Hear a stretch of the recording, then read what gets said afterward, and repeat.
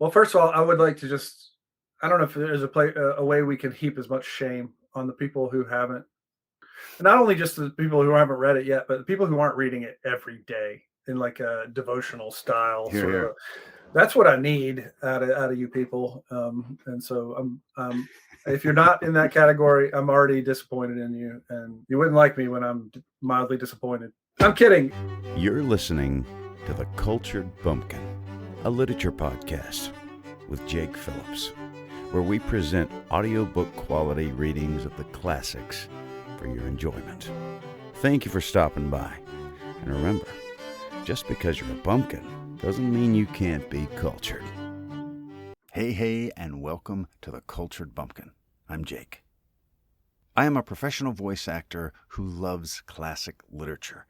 And what I do here on the podcast is make audiobook versions of classics. Now, I put the short ones on here, or excerpts, if you want to hear the long ones, the full audiobooks, the Pride and Prejudice, the Sense and Sensibility, the Call of the Wild, that kind of thing, Winnie the Pooh, Sherlock Holmes and the Hound of the Baskervilles, etc., etc., etc. You have to go to my YouTube channel, and it's linked down below. But what I also do is I like to interview authors, see what makes them tick, see what inspires them.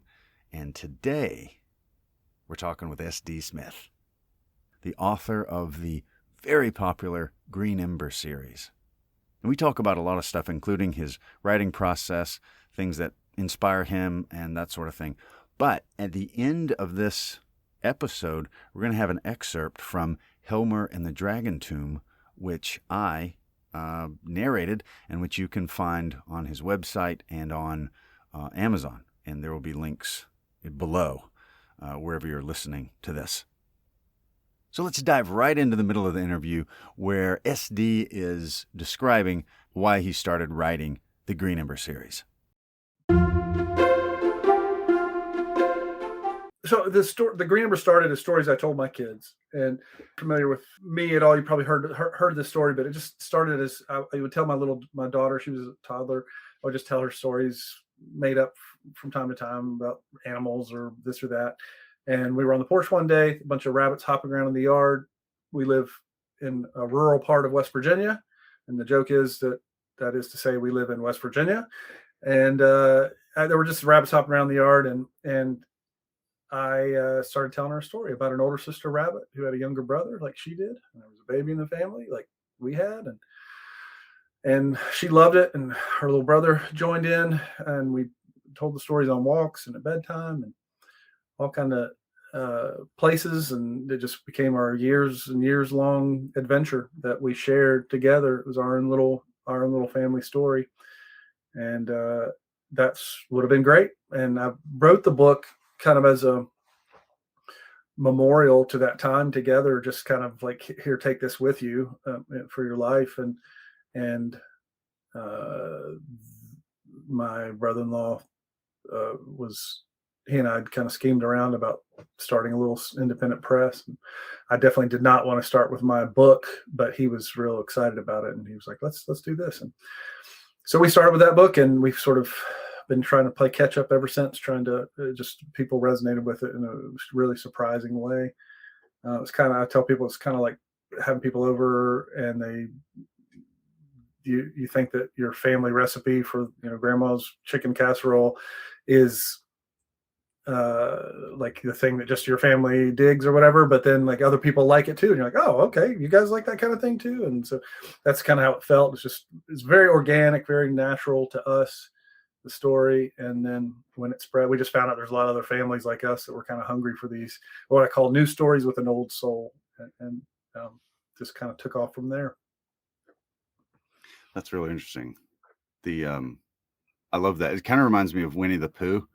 You know about Winnie the Pooh, like how that came about? I mean, exactly the same thing. A dad and his son, and he wrote it with the son and the toys in the room. I love that. That is so cool. When was the first time that you ever thought, you know what, I think I want to, like, not mess around, but I want to write and publish a book?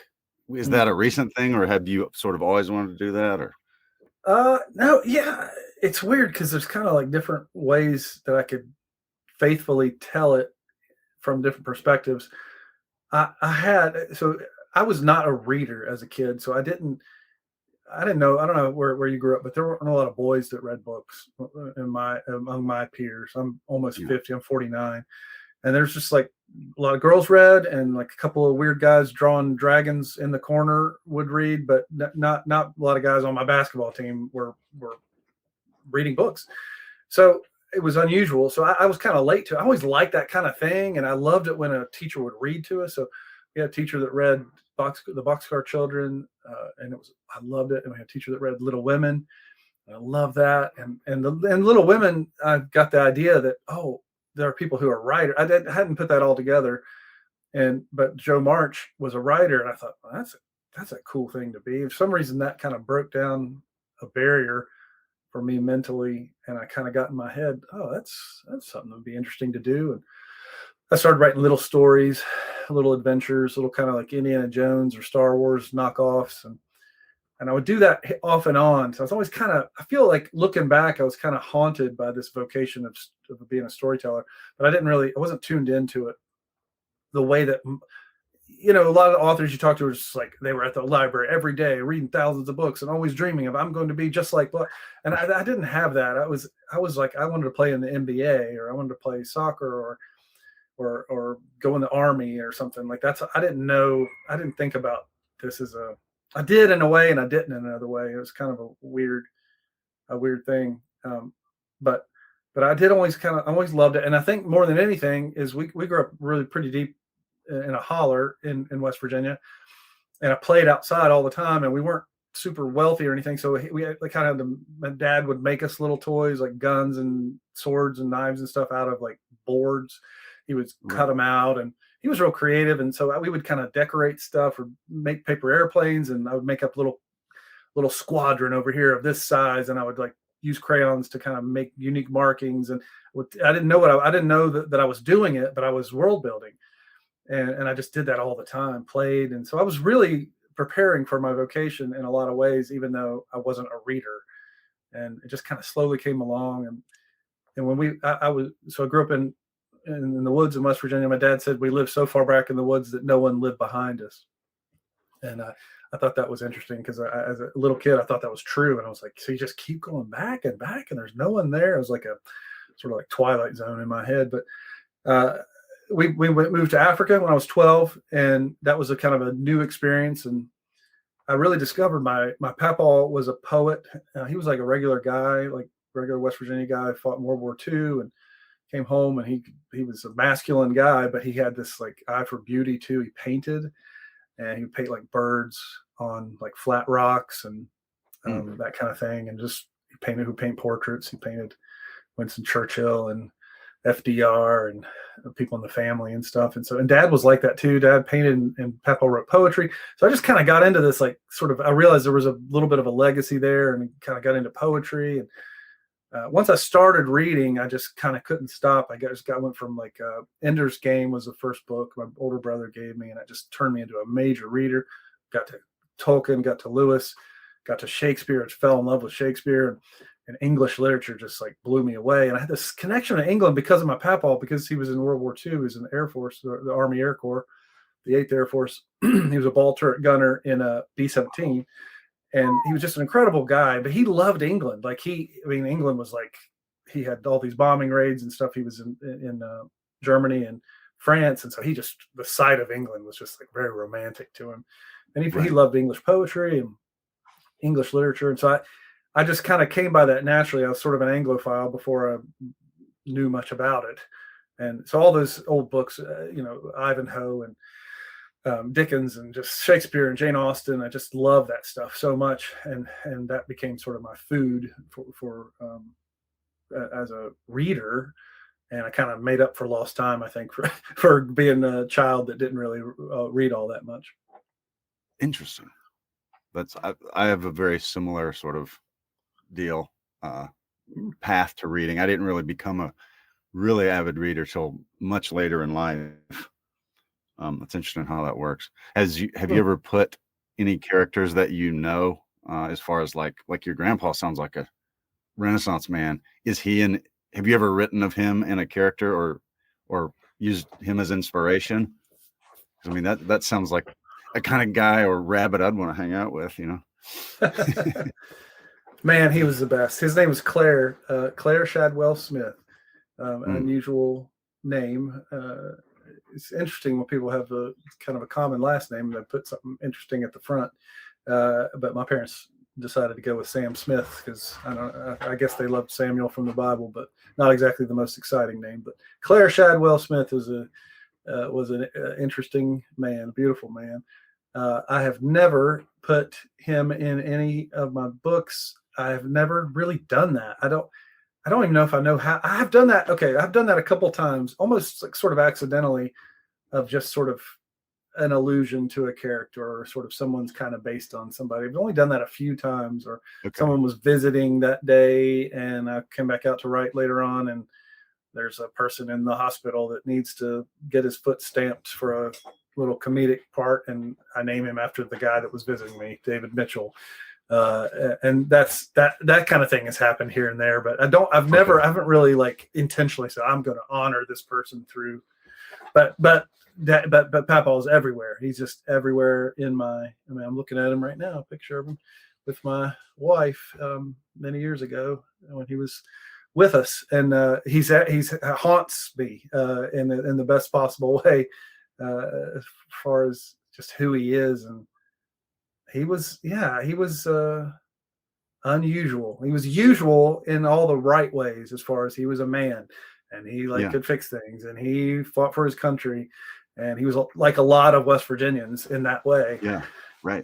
Comfortable, lived in the country, and just a good guy. Went to church, was a deacon in the church, and he was a patriotic and just like a good guy. But then there was this other side of him that I realized later is like pretty unusual, which was that he had all these books and he loved poetry and he recited poetry and he painted and he had appreciation for beauty, and he would recite poetry.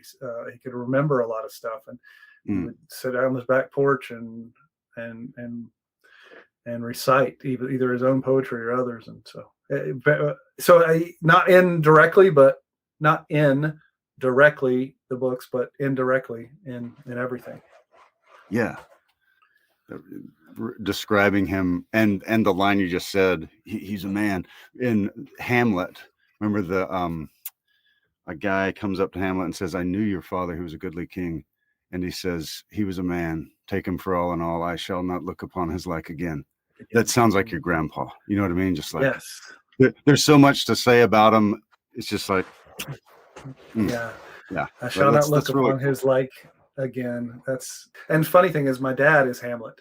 My dad is Hamlet Smith, and that's a family name. My papa, Claire Shadwell.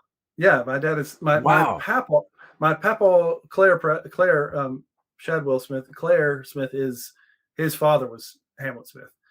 And Uncle Hammy is what everybody called her, or Grandpa Hammy. And so that name has gone down every generation. His brother was named Golden Hamlet, and he named his first son Hamlet, Don Smith, Don after his best friend from World War II who was shot down over France, and Hamlet after his dad. So he's Hamlet Don Smith. My brother is Hamlet Don Smith II.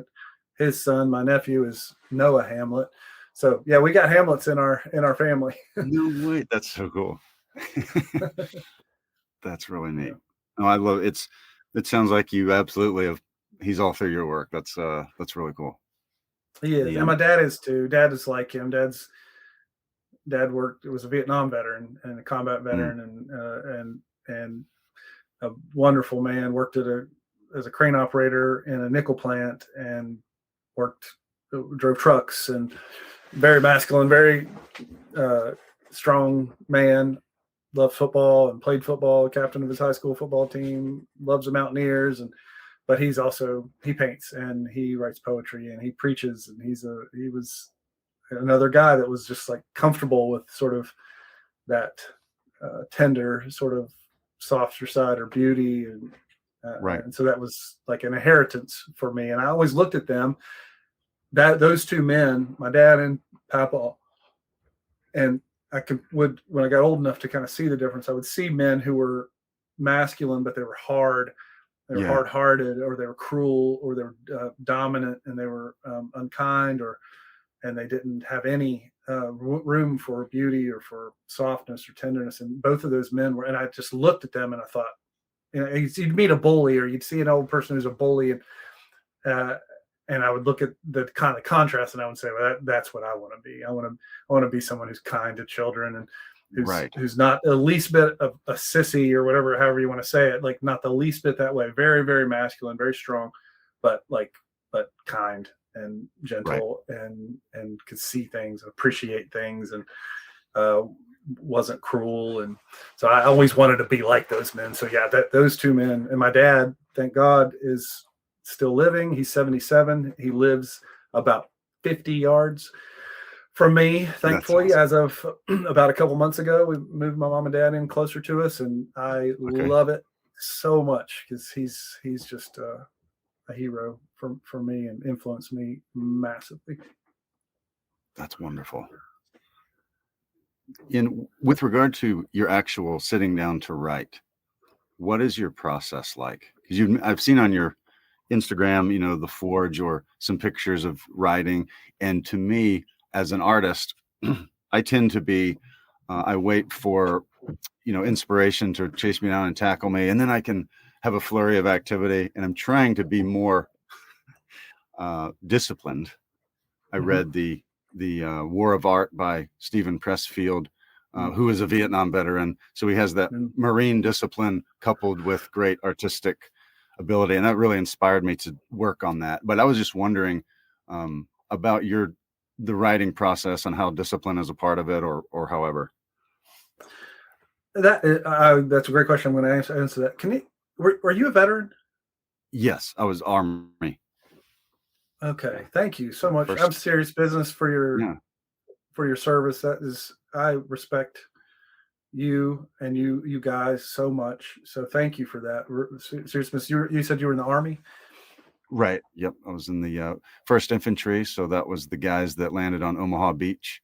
And it was obviously, I didn't come along for 40 years after, but I was very proud to wear that big red one. I always stuck my chest out a little bit. I didn't earn it, but just to have it assigned to me and get to stand at attention, salute the flag, wearing that thing, that it was not the heaviness and gravity was not lost upon me to this day. I'm thankful I got that opportunity. Well, anybody who signs their name and says, whether you get in the thick of everything or not, you sign your name saying, I'll go when they ask, and means the world to me. And I think we should be honoring you guys all the time. And my dad was infantry in Vietnam, and he's a platoon leader. He was 82nd Airborne was his training, but he there's funny, if you read the Green Ember books, you'll see many times references to the crucial importance of the infantry, and sometimes it's pretty explicit. And I just got that from my dad. Some of the actually talk about naming people.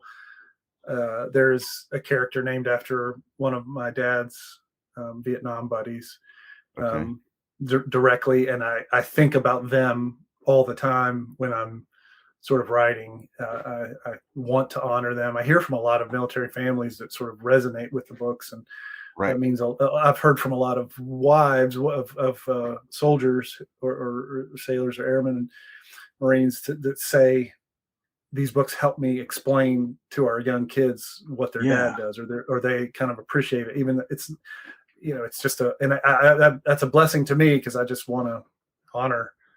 And that's part of, like, when you tell kids stories about war, it's complicated because you can't give all the details. But I didn't want kids to walk away from the Green Ember. I don't want them to walk away just thinking war and battle is cool and it's awesome and it's glorious. And like, I think that's kind of true in a sense, that there's like, we admire people, men, heroes that fight, and we admire people who serve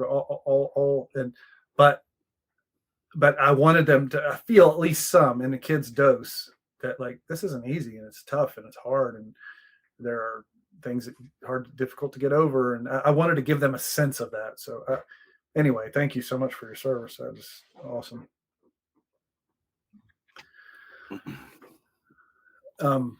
Now I've got to answer your question, don't I? Which I can't remember what it was. Oh, the process. Kind of thinking about the process. Yeah. Kind of the writing process for you personally, like what helps you be productive? Because you're clearly super productive. Well, I had the same experience as you, and I that book was really influential on me. The War of Art was massive, and I think maybe some others of just trying to help me to think. I think he uses the term like professional, or and that was good. I think that coupled with some other things, but to start thinking, and I think that book is really good in a lot of ways. I think it's got a lot of religious nonsense in it. Yes, I agree with that. It's like kind of new agey. Yeah, it's kind of kooky and stuff, but I think there's really a lot of truth. He's got a lot of practical wisdom. I think something's kind of similar about Stephen King's On Writing. I think is a really, really helpful book for. It's kind of salty and stuff. If your kids, thinking about giving it to kids that you probably want to read it first and figure out how old you want them to be or whatever. But it's also got a lot of, I think, maybe bad philosophy, but it's so helpful.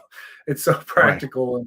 Right. Anyway, those books are great. And I think other things and thinking about that kind of stuff through sort of a Christian lens, which has been a big, that's like my heart, and I want to follow Jesus Christ. And so I want to think about my vocation in Christian terms and in terms of like how that, like the person who made me, how does he, what does he think about this kind of thing? And thinking about vocation was really important to me, thinking about the doctrine of vocation and the doctrine of creation and what it means to have you're the vocal man, to have that vocation, the voice calling, saying, and I don't hear an audible voice on the road to Damascus or anything, but I have experienced sort of a lot of clarity about like, hey, serve these people. And I think that's the key thing for Christians to me, as if you're a plumber or a pastor or a teacher or a mom or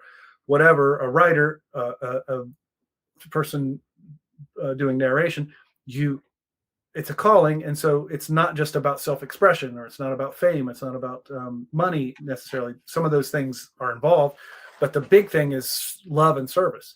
So I want to love my audience and give them a gift and serve them. And that's, I can't, I don't want to use them. I don't want to lie to them. There's a lot of negatives, but there's this positive. So that whole idea of like showing up to work, and also there's a little bit of that country sort of culture of like, don't get too big for your britches, and put in an honest day's work, and so thinking about myself not as I think that both are true, that like writing and creating the art and creative arts is like glorious and beautiful and miraculous and magical, and I really don't want to dim that glory, because I think it is there and it's beautiful and it's magical and it's fantastic and it's transcendent. And I've had these incredible moments with Hamlet, and through poetry and through plays and through movies and music and books, and where it's just a transcendent experience. It's incredible. And I don't want to take away from that at all. But at the same time, so when I'm teaching young writers, I say, hold on to these things, one with one hand, one with the other, and hold them in nuance. But the other end is it's just an ordinary vocation rooted in love and service, and you got to show up. Right. I think of it as like a job where I want to put my apron on, and I want to kind of show up to work and put in my shift and serve, and like a line cook, or I want to make things that are good, but I want to make them for real people, not for critics or for snobs or for awards or for even money, even though I think that's okay, obviously, to have a job and to try to do a good job at it and try to earn a living and provide for people and be generous and that kind of stuff. I think that's good, but that can't be the end of the thing. So it's got to be about love. So that's shaped, that whole sort of philosophical backbone has shaped what I try to have as a practice, which is I want to keep the magic, but I also just want to show up and put my time in. And for me, the ideas have always been easy. Like I've got a million ideas and I want to go do them all, but the discipline's been the hard part. Like get your butt in the chair and put words down. And so that has been the revolution in my life, has been becoming a more disciplined person, probably in a lot of ways, and being less of a flaky artist type who is just like works when the muse strikes, or I just don't think that's for me, that's just not an effective way to show up. And so I've tried to, and I still struggle with it, but I'm like, I've moved. I mean, when I look, I still think today, like, oh, you're kind of a lazy artist, weird type person. But that's really not true, particularly compared to me 10 years ago or something. I'm way more disciplined, way sharp, and I do produce stuff, and I do work at it, and I do think about those kids and think about those families. And I try to like, hey, I'm going to show up. I'm going to put my apron on. I'm going to go to work. So I think you have to hold both, and I try to hold both, and I try to do a good job. I try to follow that, like the perfect is the enemy of the good. I try not to, you got to hold on to this, like these high standards that you have because you've read Shakespeare and all these incredible things, but you gotta share what you've got, and you can't imitate other people, but you got to kind of give the best you can give while it's not perfect. And so I don't know, I'm trying to make peace with all that, and I'm definitely further down the road than I was. And I'm really pleased that I've had the privilege of having work that's resonated with an audience, and I just love them. It's like I want to have that like commitment to my vocation to like show up and serve them regardless of how I feel. But I love them, and they're awesome, and it helps a lot that my first audience was my kids, so it's just so natural that I love having a job that I don't have to wake up and think about like, how am I going to pull this off today, or how do I convince people that I'm really interested in selling them a ladder, or which is good work, or that I care a lot about whatever it is. I mean, I used to clean toilets, like that was one of my jobs through the years. My dad told me that all work is honorable work, and I've had a lot of jobs. I've kept working. My dad would say the only dishonorable work is not working. So I would do different things, and I'm not ashamed of that at all. And that was good work. I didn't mind that. But I do love this, that I can come to this with a whole heart. Like when I would go clean the bathroom at Walmart, I wasn't like, oh my gosh, this is my life adventure. I thought it was good. It was honorable to do, but I would have to like probably gin up a little bit of enthusiasm, particularly some of those bathrooms. Holy cow. But with this, I love these kids and I love these families, and I'm just like, man, let me at them. Let me give them. I know I'm seeing what is happening, and I just want to put more of that food out there. That's awesome. Well, I love my entrance to the Green Ember series was HELMER and the Dragon Tomb. And now I'm going to go back and read. We're going to read them as a family.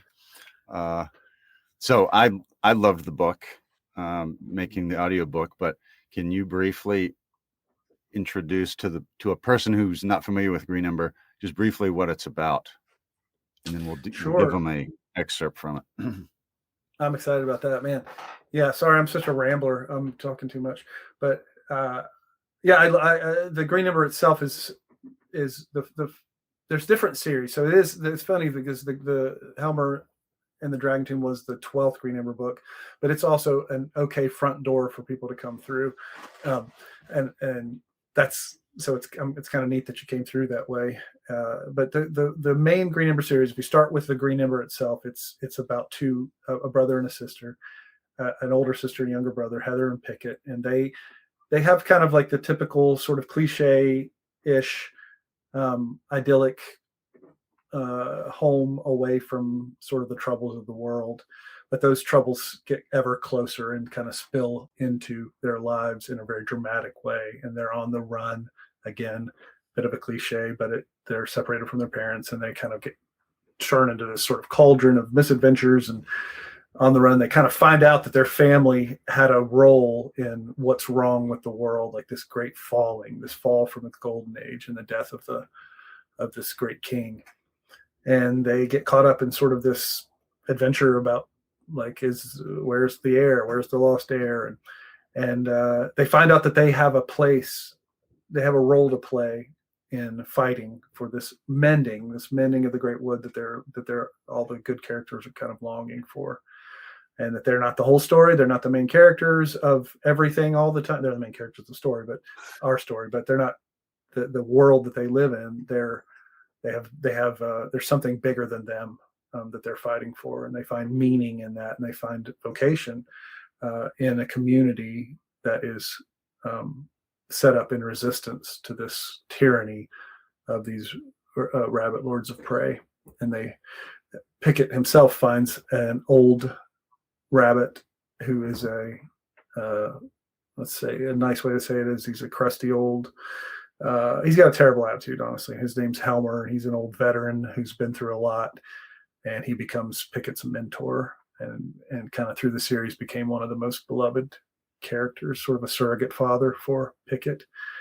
And so there's 4 books in that series, and then there's a couple of trilogies. One's a side trilogy, one's a back trilogy, and then we got to Helmer, he was such a popular character that for a long time people have been asking for more about him, and so decided to go back and tell his origin story, where he came from. And there are a lot of parallels between his the mentorship that he experiences and the mentorship that he later provides are a lot along the same lines. And so there's a lot of little Easter eggy kind of things for longtime fans of the series, but I think it works for people who are just entering it for the first time.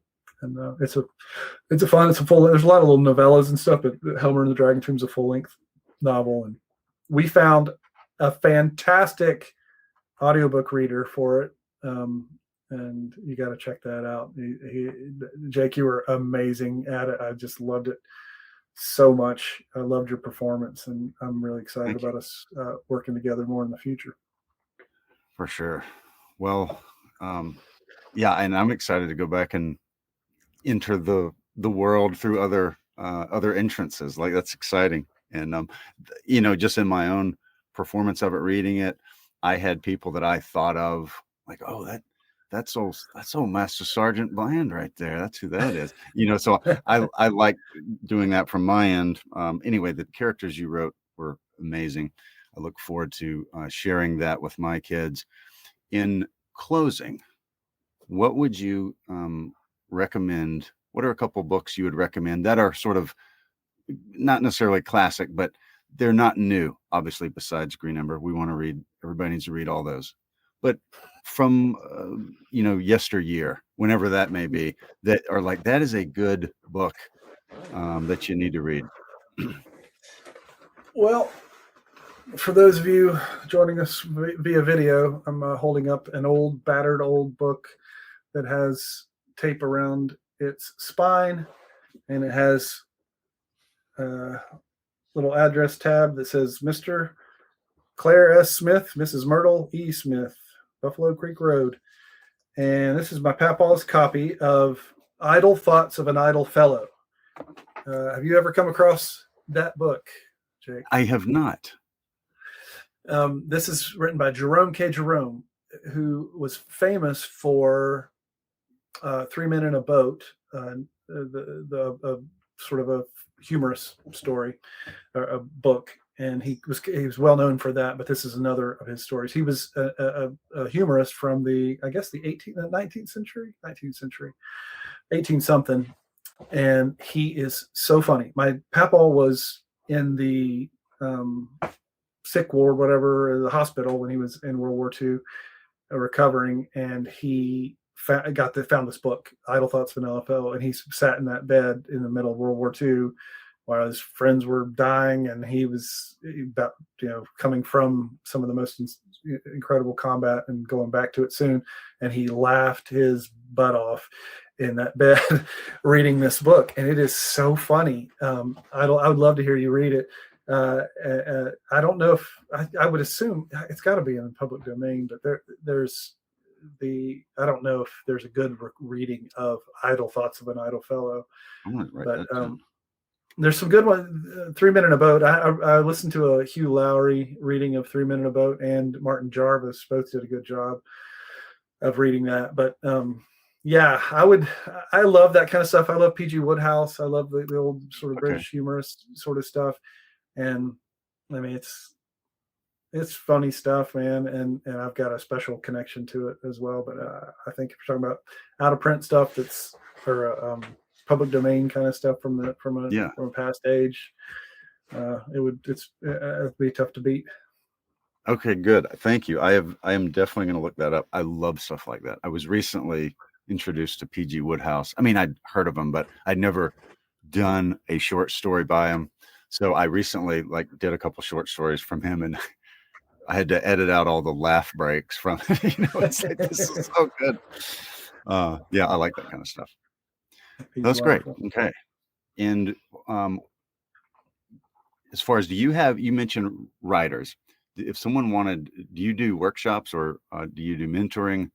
Or are you just talking about,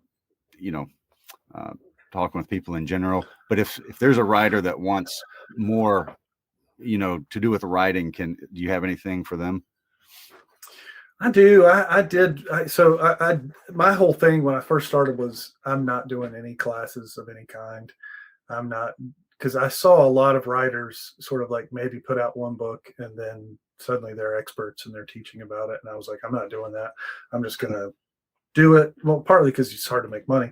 And I'm just like, I'm not doing that. I'm going to go for it. I'm going to try it. But then I got asked by 10,000 kids for advice about writing, and I didn't want to be a big jerk about it.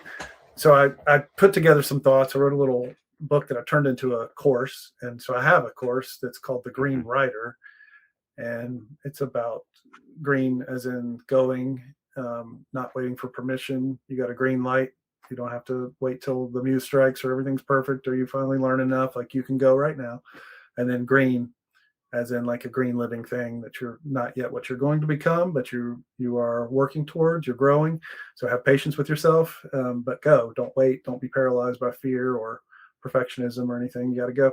So it's kind of like an introduction sort of stuff. So that's I've got that. And then we did a podcast. I did a podcast with a friend of mine, Brett Harris, and that's available too. We've got a few episodes called the Green Writer Podcast, and I hope we do it. I think we're going to do a book at some point, but I think people can find that if they want to go to sdsmith.com/writers. I think I've got sort of my advice. I don't spend a huge amount of time there, but I end up giving talks and going to conventions and stuff. And so I do it. That sort of grew out of that, a lot of the questions I would get, and just trying to do the golden rule, like trying to, I kind of, when I got over myself, that my fear of being exploitive or whatever, I realized like, oh, there's all kinds of things that I have learned that I wish I'd known when I was younger. And I started seeing all these young kids and like, oh, I may be able to save you a little bit of trouble and do for me what like the War of Art and other books do for you, what the War in Art and other books did for me. So yeah, that would be, the Green Writer would be a place to start for people.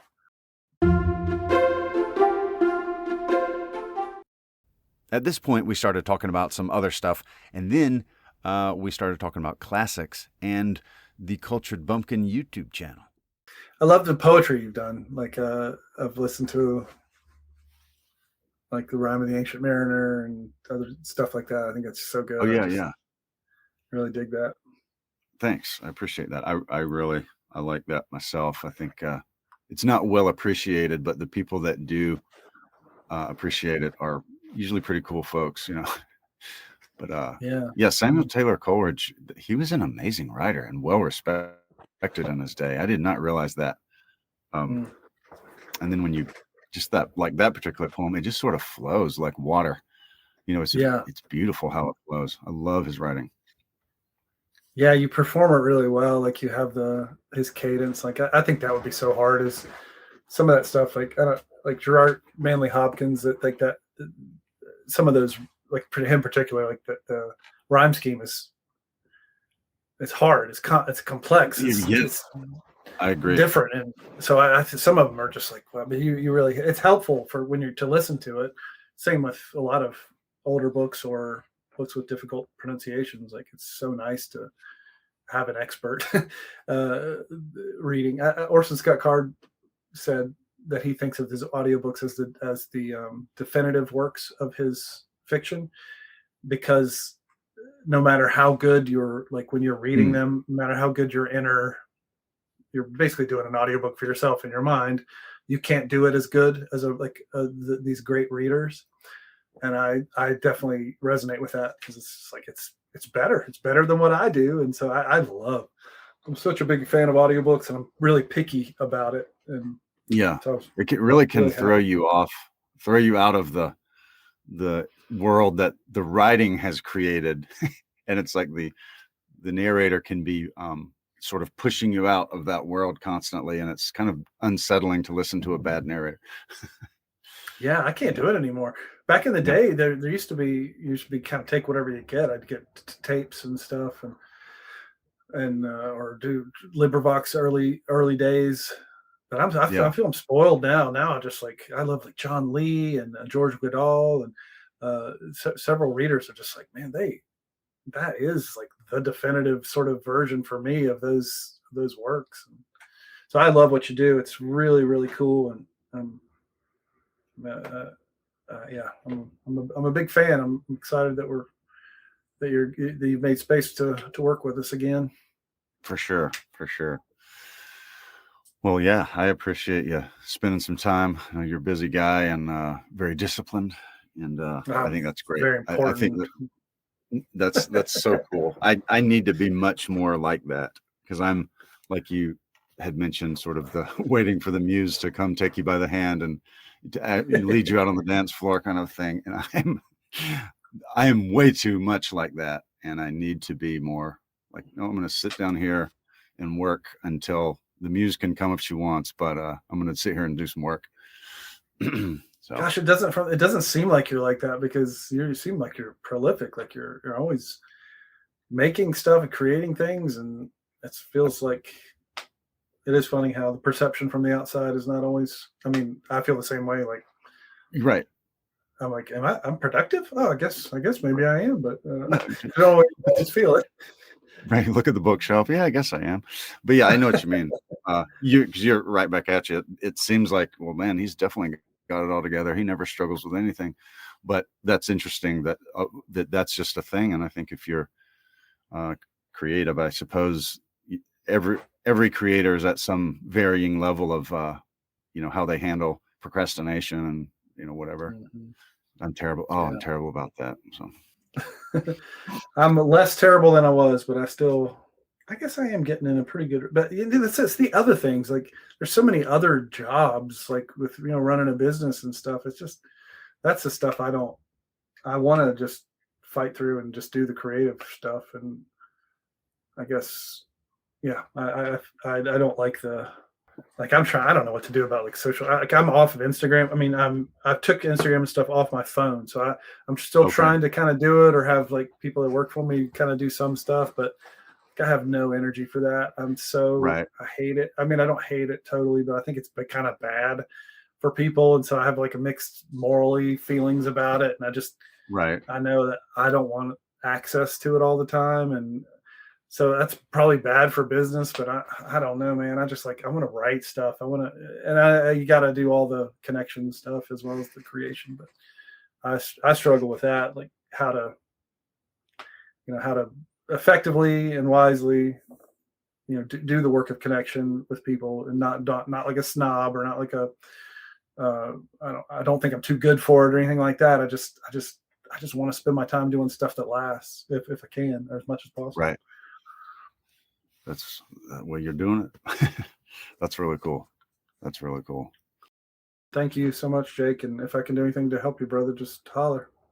I sure will. Thank you very much. All right. Cheers, brother. Bye. So there you have it. S.D. Smith, Renaissance man. Very cool fellow.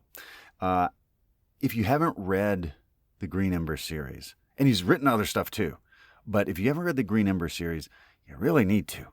And I'm going to put some links down below where you can get the hardcover or physical cover anyway.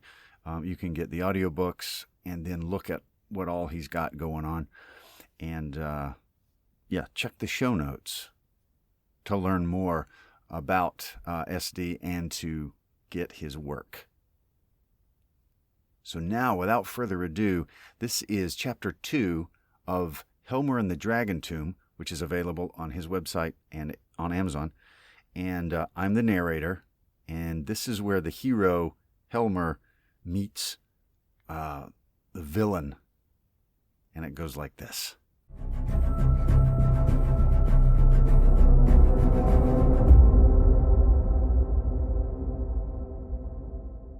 Chapter 2. Karn and the Night Walkers. Helmer bent low, put a finger to his lips, and pointed to the house. "Quickly now," he whispered. Aaron nodded and crept to the kitchen door, deftly slipping inside. When Helmer heard the lock and saw that she was safely inside, he rushed along the row of cabbages till he came to a gap. He dashed across it to reach a small shed, then hurried inside. Behind a row of rakes, hoes, shovels, and other equipment, he reached for a hidden catch to slide open a secret compartment. Stepping inside, he quickly closed the door again. He could hide out here and likely be safe, but he never considered that for a moment. His aged father and twin sister were in the house, and he would act first and always for them. Helmer bent and pushed aside a barrel, revealing a trap door beneath. He yanked on the rope handle and reached inside.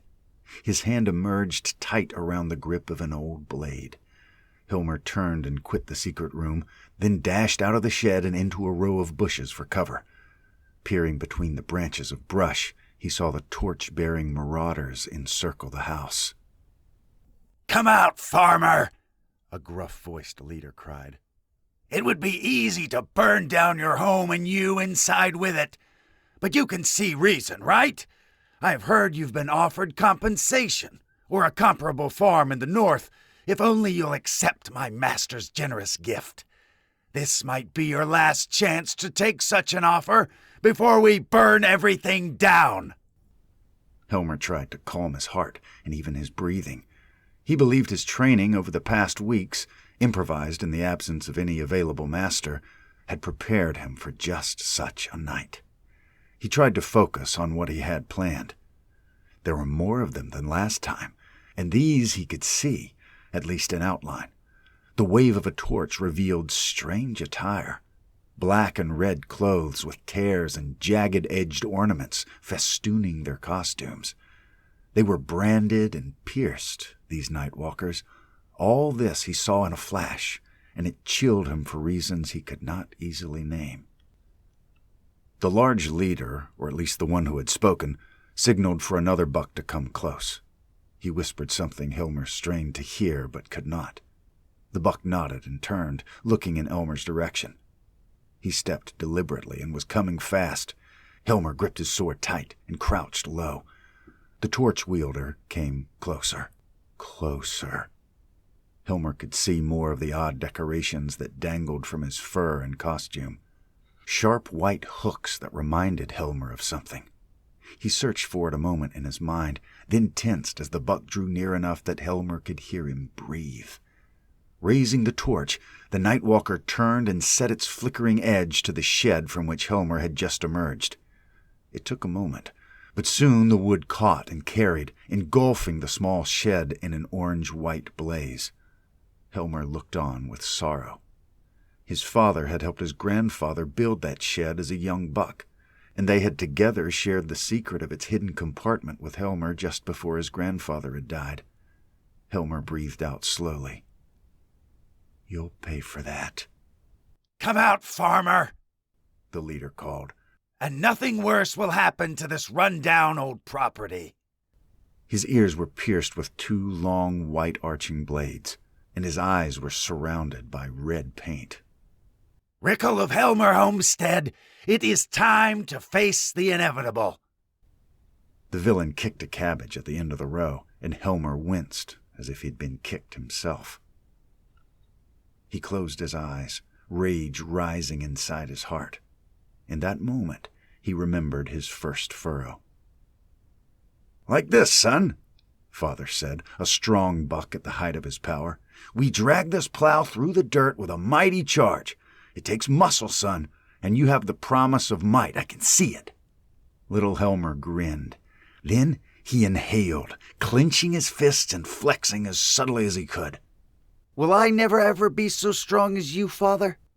"Maybe stronger," Father said. "Let's see how you do moving this plow." Helmer pumped a fist, bent to bear the weight, and started straining. "Here I go." Father reached down and held little Helmer fast. "Wait, Helmer." "But I'm ready to do it," Helmer almost growled. "Wait, son. I'm not done instructing you. You must be patient and humble." Helmer frowned. "Yes, Father." "Son," Father said, "do you know what the most important part of a young farmer's body is? The thing he needs most?" Helmer grinned and raised a fist. "His strong arm." "No, son," Father said, "it's his ear." "Why come?" "To listen and hear instruction, to be wise and patient. Remember, son, it's not only strength we need to farm our land well, we need a keen mind, too.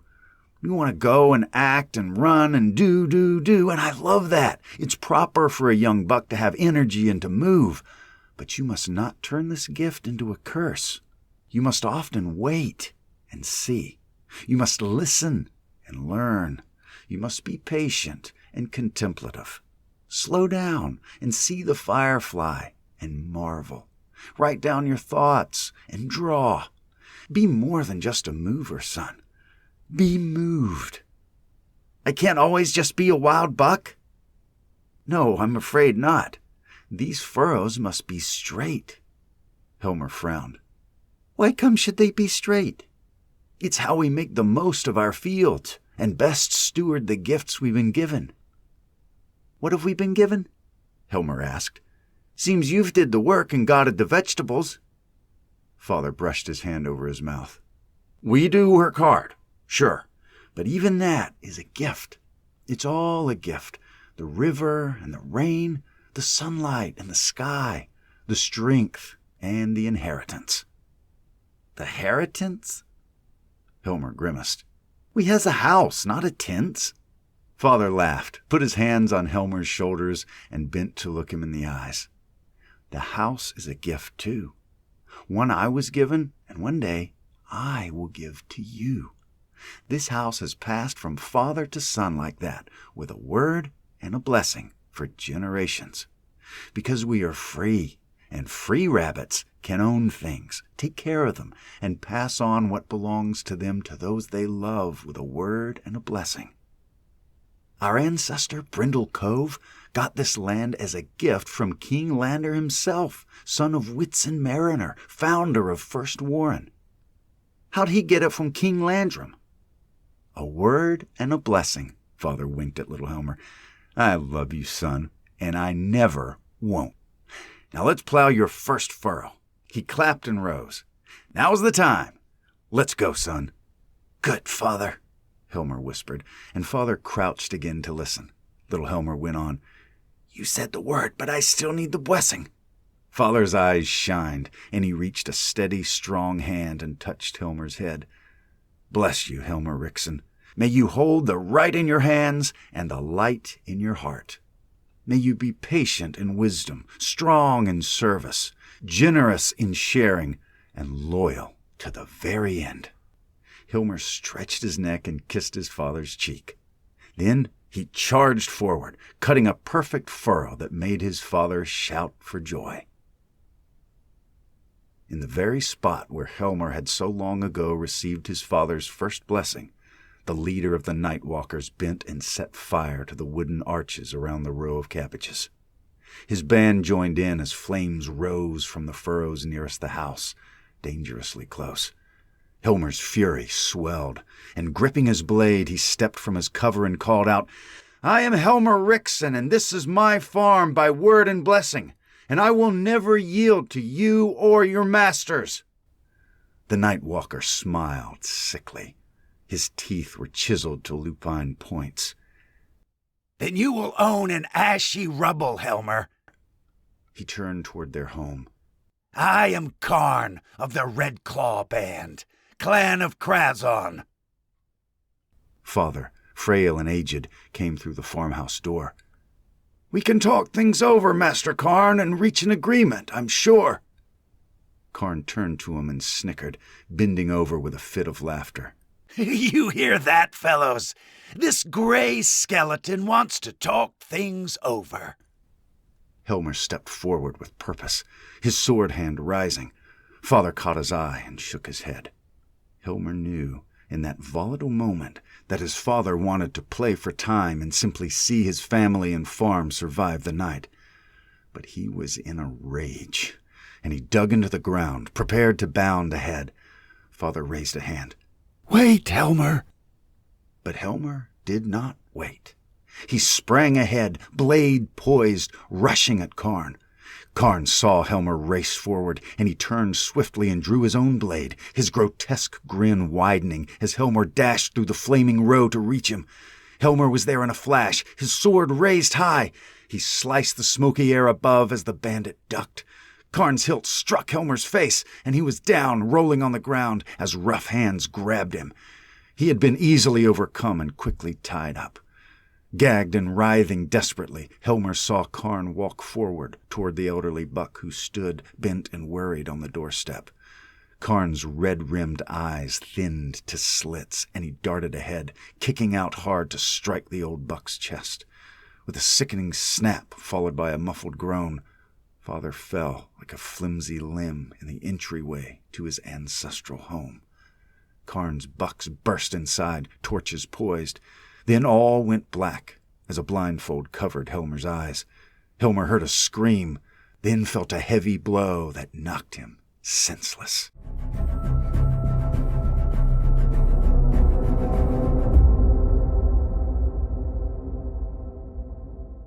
Was that a cool story? I loved recording this. Now, I also have, for those of you that want to get into voice acting or audiobook narration, doesn't matter what age you are. If you want to get into it, I can tell you how. I can teach you. I have a course called the Voice Acting Academy, and it's on the website called School, and we meet 4 times a week. Now, if you join, you don't have to show up. I mean, there's no obligation, but we meet 4 times a week to practice, to answer questions, and then there's a video archive of a bunch of stuff that you can learn about how to set up your studio, how to create a character, how to market, all kind of stuff. So it's for people that want to be a voice actor. And there's a link down below, and you can try it out free for 7 days. So if you or someone you know is interested in voice acting and you're just not sure where to start, or maybe you've already started and you're not making a full-time living yet, let me know. And let's work together. Jump in the group, see if it's a good fit, see if you like it. And yeah, so link in the bio. But thank you very much for listening, and I hope to see you again very soon. You've been listening to The Cultured Bumpkin, a literature podcast with Jake Phillips. Thank you very much for listening. I really do appreciate it. If you enjoyed this, would you mind going and subscribing and leaving a nice review on whatever podcast platform you heard this on? I would really appreciate it. Thank you very much for listening, and we'll see you next time.